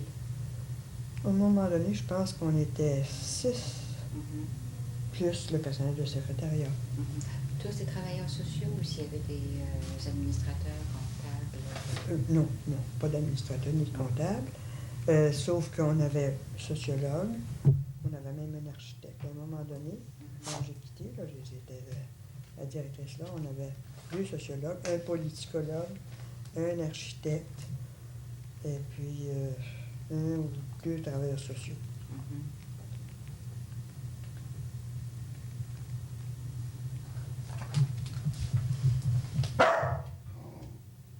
OK, ensuite, tu vas parler du Conseil de développement social de Montréal. Oui, ça, on a pris ce nom-là au moment où on a fait la fusion avec le Montreal Council. Parce qu'on a pris ce nom-là avant celui à Ottawa, Conseil canadien de développement social. On a pris ce nom-là à Montréal, en premier, parce que d'abord, ça se traduisait bien en anglais, puis deuxièmement, ça indiquait beaucoup plus l'orientation que le nouvel organisme fusionné devait suivre à cause de l'évolution dans le milieu. Ça, c'était pas uniquement de la coordination, mais c'était favoriser le développement. Toujours dans le domaine du service social. Oui, c'est ça, puis du bien-être en général, tu sais. La santé, tout ce qui est couvert par le... Et ça, c'était le fusionnement du Conseil des œuvres Puis du Montreal Council. et du Montreal Council. Et comme, à ce moment-là, on a découvert, au moment de la fusion, que le Montreal Council n'avait jamais eu de charte. Il n'était pas incorporé. C'était comme un département de Red Feather. Ça a été ma grande surprise. Donc, Alors, parce qu'on se disait, il va falloir demander une 3e charte pour réunir ces deux-là. Mais non. On a juste demandé un amendement à la Charte du Conseil pour prendre le nom de Conseil de développement social. Et puis, on n'a rien d'autre à changer. Ça existe encore, ce Conseil de développement social? Non. Il a été tué par le personnel.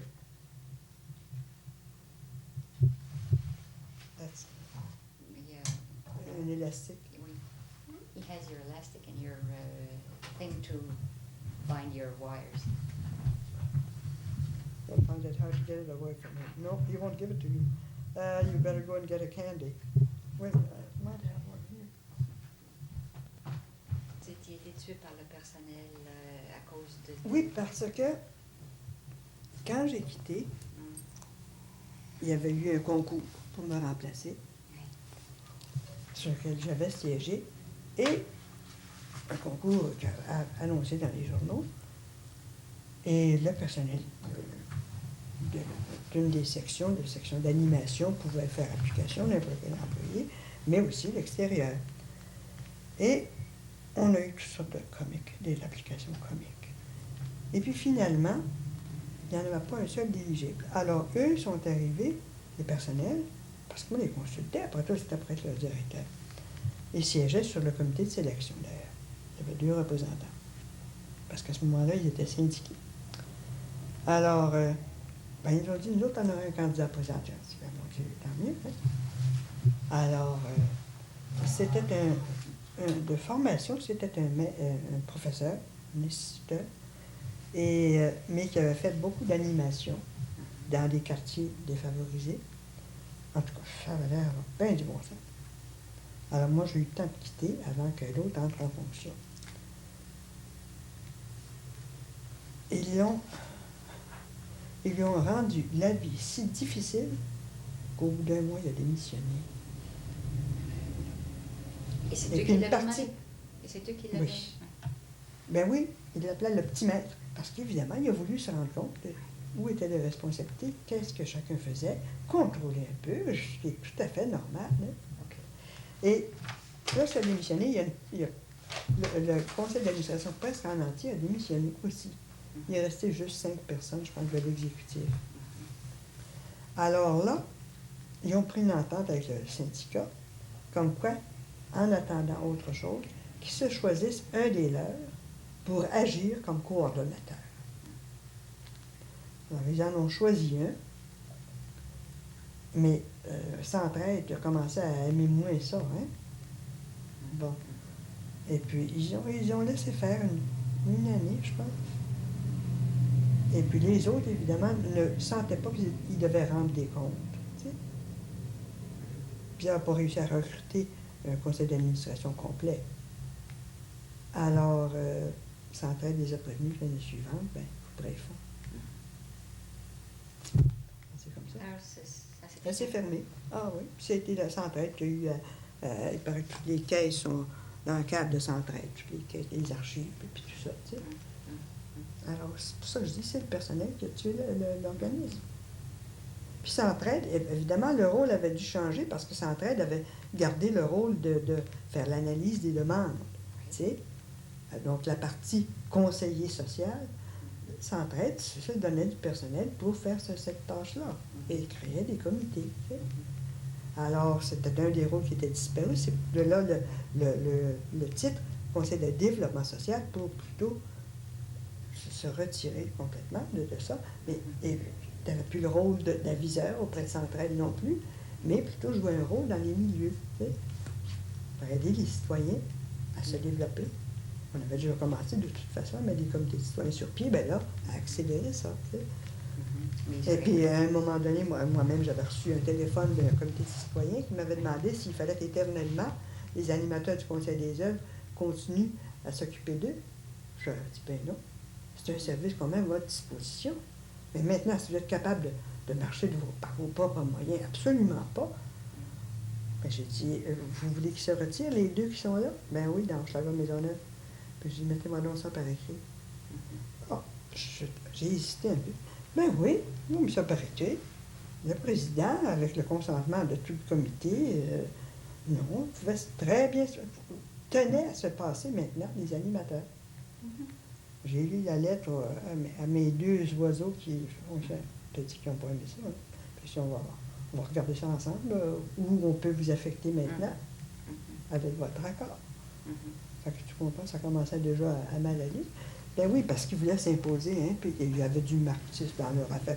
Ils n'ont jamais tout à fait compris ce que c'était que le marxisme, tu sais. Comme les nouveaux, ça penser, c'est des nouveaux qui se convertissent, tu sais, animés, qui font sacré. Oui, oui, tout ça. Alors, moi, je ne suis pas partie pour ça, mais parce que cet autre poste-là m'a été offert par un de mes anciens élèves encore, par Marcel Perrier, qui était président du conseil d'administration du Forum. Puis il m'a invité à aller rencontrer pour luncher, puis il m'a offert ça parce que leur directrice à ce moment-là, elle ne savait pas, mais elle se mourait. Oui, okay. Vous parlez du Forum. Des citoyens âgés. Oui. Qui est quoi? Qui est une association de personnes âgées. Tout simplement une association de personnes. C'est une association de personnes âgées. Une association des associations. Non, non. Mais qui joue un rôle, mais sans que ce soit indiqué comme tel, là, de coordonner et puis de réunir tous ceux qui s'occupent de personnes âgées. Il y a par exemple 211 organismes qui, à un titre ou à un autre, jouent un rôle dans le domaine des personnes âgées et qui, justement, viennent au forum, travaillent avec lui, parce que, comme il est neutre, il est bilingue, sans religion comme telle, là. Alors, vous étiez la directrice. La directrice de ce forum. Oui. C'est ça. En 73. Avant de quitter là, les agences et les conseils des œuvres et les comités de développement. L'index central, je sais pas. Fichier central. Fichier central. Oui. Bien ça, voyez-vous, au début, on avait le centre de référence que le Conseil des œuvres avait mis sur pied comme un de ses services, à l'intérieur du Conseil des œuvres. Qui existe encore, le centre de référence du Grand Montréal. Oui, bon. C'est ça. Mais après un certain nombre d'années, au moment où on a fait la fusion des deux conseils d'œuvre, eux avaient ce qu'ils appelaient le Social Service Index, et nous autres, on avait le centre de référence. Alors, il a été décidé qu'il faudrait faire une fusion de cette affaire-là aussi, et possiblement qu'ils prennent leur autonomie. Alors, ils ont demandé une charte. Ils n'avaient jamais été incorporés séparément, ni chacun, ni l'un ni l'autre. Alors, ils ont demandé une charte et puis ils ont été incorporés comme centre de référence, Social Service Referral Center. OK. Qui existe encore. Oui, bien sûr, c'est Janine Boyer. Le fichier central n'existe plus. Non, non. Bien, va dire ça, c'était tombé ou en voie de mort avant même que la fusion s'opère complètement. Parce que les œuvres n'enregistraient pas leur cas. Tu ne peux pas appeler ça un fichier central si les gens ne s'inscrivent pas. N'enregistraient pas les cas dont ils s'occupaient ou les groupes dont ils s'occupaient. Fait que... Mais quel était le but? C'était d'éviter la duplication? Oui. Mais ça fait... Et puis aussi de savoir, par exemple, je me rappelle dans le temps où j'étais au bureau d'assistance, on recevait un petit feuillet quand une nouvelle œuvre s'était inscrite concernant une famille. Alors, ça nous renseignait un peu comment la famille aussi évoluait, où elle faisait encore appel. Donc, il y avait quelque chose encore qui n'allait pas. Alors, là, on se met en contact avec cet autre organisme-là. Bon, on essayait d'ajuster nos flux. D'abord, pour faire de duplication, puis deuxièmement, pour marcher au moins dans le même sens, chacun avec notre rapport particulier. Il n'y avait pas de problème de confidentialité à ce moment-là? Non, parce que tout ce qu'on savait, c'était le nom. C'était les initiales, même le sigle de l'organisme. Alors, libre à nous de les appeler ou pas les appeler. Et on savait mais il fallait que tout le monde consente à ce que ça soit donné. À certains organismes, le fichier ne donnait pas les certains renseignements. Oui, qui n'étaient pas professionnels, c'est ça. pas reconnus comme c'est ça. comme C'est ça. Alors, ça n'existe plus. Mais c'est en train de revenir à la mode. Oui. Avec le dossier social. Oui. On n'y échappera pas. Mais ça va être dans le réseau. Ça ne sera pas sur les hospices privés. Non. Non. Mais comme le réseau couvre toute la province. Mais là, c'est ça. Oui. Couvre tout. Bon, moi, je pense qu'on a des questions à se poser au point de vue confidentialité. C'est sûr. C'est sûr. Parce que ce n'est pas simplement le nom de la famille, c'est tout le dossier qui devient transmissible partout. Oui. Je pense que... Oui, ça, ce sont toutes des questions qu'au point de vue évolution du service social, il faut se poser. Il ne s'agit pas, au départ, tout de suite de dire non, mais c'est de dire que ça mérite d'être examiné à fond. Avant de voir si on l'appuie ou pas. OK, vous avez vu une évolution quand même assez radicale du service social. Oui. En passant par les organisateurs communautaires. C'est ça, les animateurs de quartier. Oui, et tout ça. Les healings, les touching, les méditations, court terme, thérapie familiale. Bon, c'est ça. vous avez dû craindre. Savez-vous, moi, ça m'a permis de prendre un peu une vue un peu plus éloignée, si vous voulez, de tout ça, en regardant ça de plus loin. Il y a vraiment de grosses transformations, tu sais. Puis par contre, j'ai l'impression, justement, je lisais le dernier numéro là, du travailleur social, il semble y avoir une espèce d'effort de réflexion pour voir quelles sont les valeurs qu'on est après risqué de perdre. Et quelles sont celles auxquelles on tient vraiment. Mais la façon de la pratique, certainement, il fallait qu'elle évolue. Mais je constate qu'on retourne à certaines spécialisations. Moins de polyvalence, si tu veux, dans le genre de formation du personnel ou dans les emplois qu'on leur confie. Et ça, à travers le Canada. Avez-vous l'impression que on on s'affirme suffisamment comme professionnels, travailleurs sociaux? Ben, La ça, spécificité je de ne peux pas dire que je suis ça assez de près. Je reçois les revues, mais puis je lis dans les journaux. Mais Mais vous comme savez, tel, l'acceptation de l'agent de relations humaines, par exemple, psychologie, sociologie, Oui. criminaux, sexologie. Ben, ça commençait déjà. Bon. Alors, est-ce que les travailleurs sociaux ne sont pas un petit peu obligés de se spécialiser pour tâcher de tirer leur épingle du jeu et de s'identifier en tant que travailleurs sociaux? Bien sûr. Bien sûr. Est-ce que vous avez foi en l'avenir du service social? Oui, mais je pense qu'il doit être constamment sur ses gardes pour vraiment regarder quel est son rôle propre. Quel rôle il doit jouer avec cette multitude d'autres types de professionnels qui sont, dans le fond, dans le même milieu qu'eux et qui jouent presque auprès des mêmes personnes. Mais est-ce que la profession a la force nécessaire et l'autorité nécessaire pour exercer le rôle qu'elle veut exercer? Et comment? Je me demande si elle n'a pas laissé faire les choses. Parce que les autres aussi ont obtenu leur statut de corporation professionnelle, les psychologues, les ci puis les ça.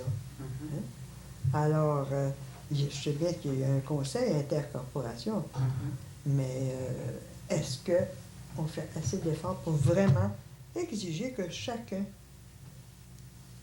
donne la définition de son rôle réel, des valeurs qu'il défend? Ben ça, possiblement que ça se ressemble, mais en fait, des moyens à employer. Pas sûr. Mais j'ai l'impression que les autres non plus. Pas plus les psychologues, je pense qu'ils ne se posent pas tellement de questions. Et puis, les ci et les ça, je disais l'autre jour. Ça veut dire que je pense qu'on ne fait pas assez attention à la sémantique, puis ça nous joue des tours après ça. Oui, c'est ça. Madame Deneau me disait justement ça. Oui, exactement. Oui, très alerte mentalement. Oui. Qu'est-ce que c'est que vous considéreriez qui a été votre plus grand défi? Ah, mon Dieu. Administrer votre million en tant que femme? Ben non, parce que ça, c'est venu graduellement, tu sais. Vous sentiez, vous, la force de le faire et la capacité. Mais dire que ça n'était pas devenu très lourd. Oui. Puis le personnel de plus en plus nombreux avec différentes compétences, si tu veux. Alors, comme je vous dis, j'ai considéré ça comme une année sabbatique à travailler chez les aveugles. Puis rencontrer des gens vraiment, des gens comme moi j'aurais trouvé, qui devaient être malheureux, mais non. Mais non. Ben non, puis qui me disaient par exemple, ben moi, être sourd, là, ça, je sens au désespoir. Être aveugle, on entend tout, on peut se diriger, on peut faire. Je me disais, mon Dieu, entre deux mots, lequel est le pire? Hein? Puis il disait, ben, on est isolé quand on est sourd. Il a bien raison d'ailleurs. Il disait, on ne peut même pas suivre de conversation. On a toujours. Puis c'est tout à fait vrai. Il disait, les sourds, ils pensent toujours que les autres parlent d'eux. C'est bien vrai. Alors, ça n'a pas été un défi pour moi, ça, là, non? C'est peut-être en acceptant d'aller à la citoyenneté canadienne, mais non, moi, j'appelle pas ça des défis quand tu trouves ça intéressant. Ouais. Quand tu trouves ça intéressant, puis que ça te tente, ben mon Dieu, oui. Puis tu trouves ça plus un défi que chez les aveugles. Tu sais. Surtout le milieu, par exemple, les autres agents qui couvraient un autre territoire chez les aveugles, ben, c'était de toutes sortes de formations, tu sais. C'était plus ou moins agréable d'échanger avec eux. Il y en a qui étaient bien plaisants, mais il y en a d'autres qui étaient extrêmement limités. Tu sais. Puis tu disais, mon Dieu, qu'est-ce qu'ils font, eux autres, à Québec, par exemple? Puis celui à Valleyfield, il parlait beaucoup. Puis je me disais, tu me dis, qu'est-ce qu'il réussit à faire? Le mec était bien plaisant. Puis bien intelligent, qui voyait encore Maurice, son prénom à Drummondville. Je pense, Mlle Marchand, que les défis, vous en avez relevés constamment dans votre vie, mais vous ne les avez pas reconnus parce que vous ne butez pas. Vous faites comme avec Gaspard, vous pensez à oui, parce vous que les négociez. Ben, j'ai un esprit probablement curieux. Oui. Et puis, ben, ça m'intéresse. Je me dis, donc, ça Oui. serait intéressant. Je pense que vous êtes capable d'accepter l'opposition, puis de la respecter, Ah, ben oui, l'opposition de bien l'autre. sûr, parce que je respecte les opinions des autres, parce que je veux qu'on respecte les miennes aussi. Mais je suis prête à en discuter de mes opinions. Puis votre plus grande réalisation, vous n'allez pas me dire que vous n'êtes pas capable de le dire non plus. Ben, c'est peut-être la plus récente, celle au Forum des citoyens âgés, Oui. que j'ai pris vraiment, là, presque moribond. Hein? Oui. Parce que la directrice était une alcoolique. Oui. Puis là, elle était rendue, elle faisait une cirrhose du foie. Et d'ailleurs, elle est morte avant que je rentre même en exercice. Ils n'ont même pas eu à lui dire qu'il la remerciait parce qu'elle était mourante. Oui. Mais j'ai pris une association moribonde qui pensait à faire les mêmes buts, mais je n'y réalisais pas en partie, qui était de rendre les personnes âgées indépendantes, de leur redonner d'abord confiance en elles-mêmes. Bon. Puis d'arrêter qui s'excusent presque de vivre encore, puis d'exister. Et puis, de leur montrer qu'il y avait encore plein de talent, puis que s'ils voulaient apprendre quelque chose, ils étaient encore capables. Donc, de les faire se tenir sur leurs deux pieds. Hein? Et puis, évidemment, de reconnaître aussi qu'il y en a qui étaient des arriérés mentales avant, bien, c'est pas en vieillissant qu'ils sont devenus des génies. Hein? Bon, écoutons, chacun a ses talents. Puis il y en a qui n'ont pas gros, qui n'ont pas été gâtés, et puis ils ne sont pas les plus malheureux nécessairement. Tu sais? Alors, ben ça, franchement, je me suis dit, il y a tellement à faire. Puis le président m'ouvrait vraiment la porte. Je dis, ben oui. Et vous avez du plaisir à le faire. Ah oui, ah oui, ah oui. Puis à déceler les gens à qui on pouvait graduellement, parce que je passais mon temps à le répéter, c'est votre association. Moi, je suis là pour vous apporter du support, de l'information, pour vous aider, mais c'est pas mon association, c'est la vôtre. Puis la minute où vous ferez mener, c'est bien de valeur, et ça m'ouvre cette affaire-là. Vous y consacrez combien de temps? Tout mon temps. Tout votre temps. J'étais employée. Ah non, pas maintenant. Mais j'étais employée, j'étais la directrice. De 73 à 87 ans. C'était mon champ du signe. J'ai trouvé que c'était très bien de finir comme ça. Et actuellement, Je siège au conseil d'administration. Mais j'ai siégé, depuis que j'ai démissionné, sur des comités. Un comité de projet, par exemple. Ensuite, le comité de sélection. Oui, c'est ça, pour un poste. Et puis des choses comme ça, tu sais. Ça vous faisait pas peur à la pré-retraite, presque, là, d'aller du côté des retraités? Ah, là, pas du tout. Pas du tout. Pas du tout. Oh non. Je trouvais qu'il y avait quelque chose à faire. Oui. Hey! Puis là, ben, je te dis, ils sont pas plus de membres que quand je suis entrée, mais le Bois-Mort, ben, il n'est plus là. Les personnes qui venaient pour penser qu'ils viendraient s'amuser, que c'était un club de l'âge d'or, ben non. Moi, je leur disais, ben non, dans votre paroisse, il y en a un club. Elle joue aux cartes là. Il y en a une, à un moment donné, j'ai découvert qu'elle faisait partie d'un club de l'âge d'or, donc elle n'avait pas le temps de faire de bénévolat, par exemple. Puis tu fais ça, continuez, coudonc. Vous aimez ça? Ben oui, elle n'a jamais eu le temps de s'amuser de sa vie. Je dis, chère madame, si vous ne le faites pas là, vous ne le ferez jamais. Alors, excusez-vous pas de ne pas pouvoir accepter de siéger sur le comité. Allez jouer aux cartes. Puis occupez-vous de vos petits-enfants entre-temps. Coudonc, la pauvre, elle se sentait coupable de ne pas pouvoir faire de bénévolat. Elle avait été abandonnée par son mari, puis elle avait élevé 3 enfants, elle avait travaillé toute sa vie en manufacture. Chose. Puis elle avait le goût de jouer aux cartes, puis de jaser. Puis de s'amuser, puis de se faire des amis. Elle avait jamais eu le temps de se faire des amis. Comme elle disait, quand j'étais jeune, dans mon temps, on sortait rien qu'avec nos parents. Après ça, je me suis mariée, je sortais avec mon mari, mais lui, il aimait aller à la lutte, puis des affaires de même. Je le suivais. J'allais aux rencontres de parents. OK. Mais, puis là, ben, elle s'amusait. Ma bénédiction, continuez à vous amuser. Dans 1 an, dans 2 ans, je serai peut-être saturée. C'est le thème de l'entrée. Puis à ce moment-là, vous reviendrez. C'est ça. Puis vous serez dégagé pour en faire, puis vous le ferez avec plaisir. Mais vous pourrez continuer à vous distraire, par exemple, parce que ça, c'est nécessaire. Mais peut-être pas 5 jours par semaine. Bon. On avait bien ri. Elle était partie bien heureuse. Mais non, c'est pas fou. Je pense que c'est fou. Non, c'est pas fou. Reste là. Oui. Alors, ceux qui restent, ah ben, c'est parce qu'ils veulent, parce que ça, je pense qu'ils ont fini par saisir ça, mais Pour eux autres, ils s'en venaient chercher quelque chose. Ils ne s'en venaient pas apporter quelque chose. Moi, ça, j'ai vu ça. Ben, disons, j'ai vu ça comme un défi. Il fallait les réveiller, puis il fallait leur en confier des responsabilités. Pas que ce soit toi qui préside des comités, que ce soit quelqu'un d'entre eux. Voyons. Puis de découvrir, eux, ce qu'ils pensaient qui manquait pour les personnes âgées. Pour travailler pour l'amélioration des conditions de vie des personnes âgées en général, donc pas nécessairement pour eux, mais eux-mêmes en bénéficieraient, mais d'autres aussi. Okay?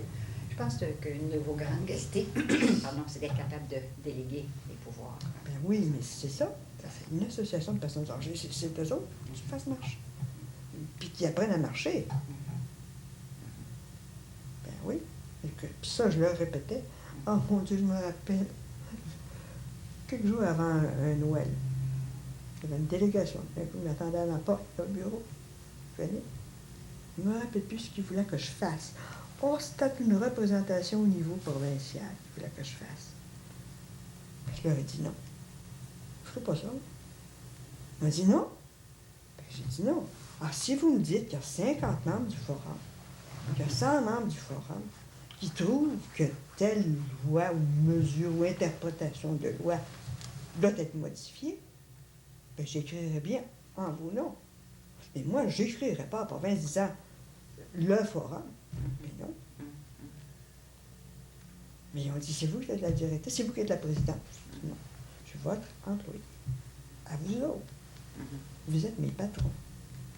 Alors, tant que vous autres ne viendrez pas me dire que vous pensez de telle façon, je ne le ferai pas, je ne bougerai pas.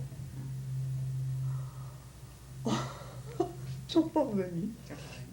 Ça ne veut pas dire que ce même sujet-là n'a pas été repris par un comité, mais comme tel, là, alors, je les ai abasourdis de penser, d'abord, probablement, que plusieurs n'avaient jamais eu d'employé de leur vie. Alors, de se faire dire que j'étais leur employé, bien ça, là, les bras leur tombaient, j'ai bien vu. J'ai dit oui, oui, oui, je suis votre employé. Si vous autres n'étiez pas là, moi, je ne serais pas ici. Alors, si c'est repris par un comité, à ce moment-là, ils font vraiment l'heure. Ben oui, ben oui. C'est leur responsabilité. C'est Ils ça. l'ont pensé, ils l'ont discuté, Oui. ils l'ont accepté. C'est ça. Et puis, qui ont réussi à en convaincre d'autres. C'est ça, c'est ça. Alors, c'est tous les gens qui l'ont discuté, ils ont participé. C'est ça. Qu'ils soient Ben oui, qu'ils soient oui, pas. c'est ça. Oh, et ça, c'était drôle de me dire ça, c'est mon vrai cadeau de Noël. Oui. Pour leur dire aussi brutalement que ça, mais là, l'occasion était trop belle. C'est ça. Hein? Parce que je savais bien qu'après, moi, ils en parleraient à d'autres. Mais ça doit être facile de se faire Ah, manipuler, de se faire ben, avoir, puis de jouer. Ben oui, tu comprends au quand roi. ils te prennent pour la présidente, puis la personne Tu qui le va tout perds. décider. C'est Parce ça. qu'il ne faut pas oublier que quand je suis entrée, c'était encore une génération de personnes âgées qui s'étaient fait dire probablement toute leur vie par leurs parents, ensuite par leur mari, puis ensuite par l'Église, puis par leur milieu. Tu sais, c'est ça qu'il faut que tu C'est fasses. ça. Par leur médecin. C'est ça qu'il faut que tu manges, c'est ça qu'il faut que tu fasses pas, puis c'est ça qu'il faut que Va tu demander aux fasses. spécialistes quoi faire. Oui, c'est ça. Alors, tu comprends que il y avait un gros chemin à faire. Que vous leur avez Ben, c'est pas en le faisant pour eux. Comme ça, ils n'apprennent rien. Ils se fient sur toi, tu vas tout faire. Tu vas tout obtenir pour eux. Ah ben non, ah ben non. Je vais travailler avec vous autres, mais c'est vous autres qui allez décider. Et là, vous trouvez ça facile d'être retiré puis d'être dans le Oh, conseil d'administration, oui. puis Oh regarder oui, comment pas ça, j'ai toujours lu. Oui. Puis quand j'ai déménagé, j'ai donné 5 caisses de livres. Mais depuis ce temps-là, j'ai continué à en acheter d'autres, plus aller à la bibliothèque. Mais je suis à un rythme plus lent. Je sors 2 fois par jour, puis 3 fois quand mon frère vient pas le soir pour sortir Gaspard. Et puis, ben là, j'ai aidé à mettre le Daily Hello, le Télé Bonjour sur pied au Conseil du 3e âge, puis là, ben, me voilà la vice-présidente. Bon, Vous avez aidé à mettre sur pied quoi? le Daily Hello, le Télé Bonjour. Ça, c'est un service Ah oui, où les personnes, tu sais, qui sont fragiles, Oui. qui vivent seules, c'est ça. puis qui ont à peu près pas de parents ou d'amis, se rapportent tous les jours.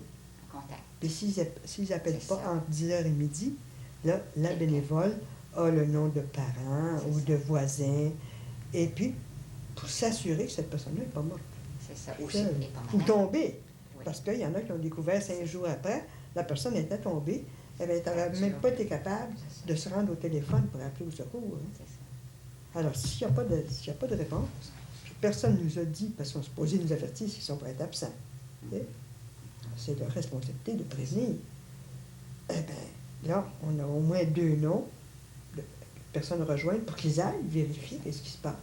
Puis, le troisième ressort, la police. Oui. Alors, c'est une espèce de surveillance. C'est ça, c'est ça. Vraiment rassurante aussi Ben pour oui, les personnes. c'est ça. Parce que, vois-tu, puis l'été, ben, là, on n'a pas discuté, alors peut-être qu'ils ne feront pas de la même façon. Oui. L'été, parce qu'il y a des gens qui sont absents, puis tout ça, en principe, ce sont les bénévoles à tour de rôle qui sont supposés les appeler. Tu sais. C'est quand même précieux. Oui, bien sûr. Parce que c'est ça qui a fait penser au conseil du troisième âge de mettre sur pied ce service-là. D'abord, ils savaient que ça existait ailleurs, tu sais. Puis ils sont venus m'en parler parce qu'ils pensaient bien que j'étais au courant. Ben oui, je connaissais celui de Mont-Royal, puis celui de Rosemont, puis d'ailleurs. Parce qu'il y avait des personnes qui avaient trouvé mortes depuis 3, 4, 5 jours. Hein. C'est pitoyable de penser à ça. Ben c'est ça. Alors ils se sont dit, non, il ne faut pas que ça arrive.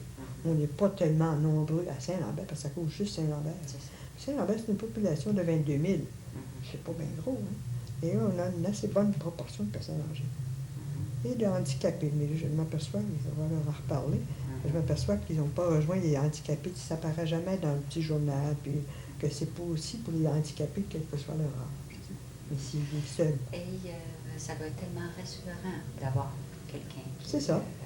On leur a dit, de parler, évidemment, c'est pas pour faire de la conversation, parce qu'il y a plusieurs à appeler, il ne faut pas accaparer la ligne. Ben, pendant une heure, mais accepter qu'à l'automne, moi, je veux parler de faire, d'établir aussi un autre service qu'on appellerait des visites amicales par téléphone. Parce que quand j'étais au forum, moi, je me rappelle, entre autres, d'avoir été tenu 3 quarts d'heure par une personne qui m'a dit, vous savez, Mademoiselle Marchand, je me lève le matin à 6 heures pour dire au moins bonjour au livreur de lait, parce qu'à part ça, je parle à personne. Puis il y en a d'autres qui m'ont dit, mais vous savez, Mademoiselle Marchand, quand on vit tout seul, on parle aux murs, mais les murs, ils ne répondent jamais. Hein? Mettre en contact ces personnes-là. C'est ça. Alors, se visiter, mais comme c'est une personne âgée, elle-même qui fait le téléphone, ben, peut-être qu'elle ne sera pas allée visiter à domicile, mais quelle cause de 3 quarts d'heure, 1 heure au téléphone, c'est elle? Vous laissez parler l'autre, tout simplement, bien plus écouter que parler, je t'assure. Ah, vous feriez ça bénévole, personne âgée, pas personne âgée, personne âgée. Oui, oui. Pas bénévole, ce sont les membres du conseil du troisième âge.